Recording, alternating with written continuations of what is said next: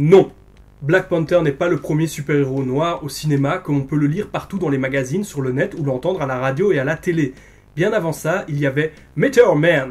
À ma connaissance, c'est lui le premier en 1993, mais moi je ne l'affirme pas.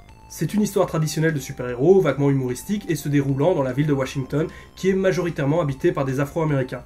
C'était pas mal en son temps, le film exploitait le thème du super-héros comme il le fallait pour l'époque, mais ça a fort vieilli. Par la suite, Marvel a produit une mini-série de 6 fascicules.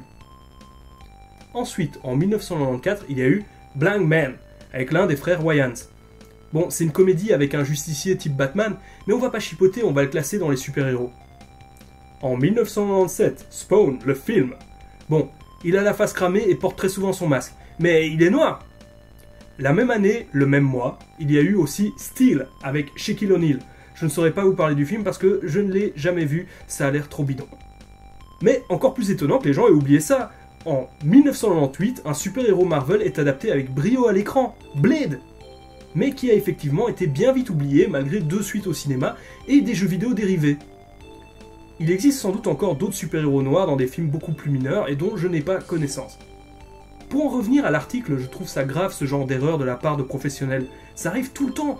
J'ai toute une collection de photos d'erreurs que j'ai trouvées par-ci par-là, ça me permettra peut-être de faire d'autres vidéos.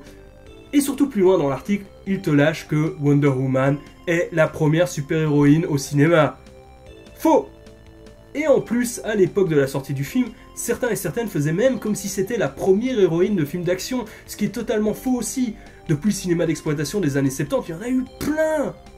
Ce qui est quand même la preuve que les Social Justice Warriors et les féminazis ont quand même réussi à instaurer un climat de désinformation là-dessus.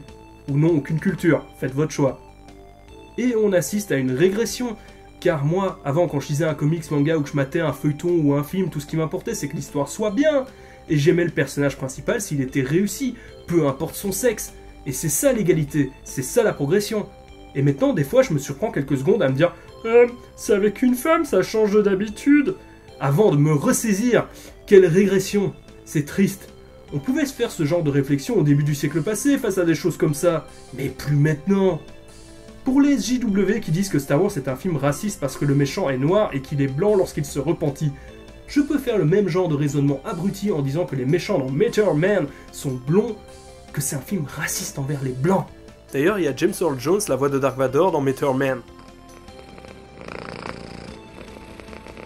Bon, si tu veux des histoires en Afrique avec des dynasties qui complotent et s'affrontent pour le trône du Zululand, avec de la magie, du fantastique, des combats d'armée et des actes de bravoure épiques, je te conseille la série de livres des Alan Quatermain de Henry Rider Haggard.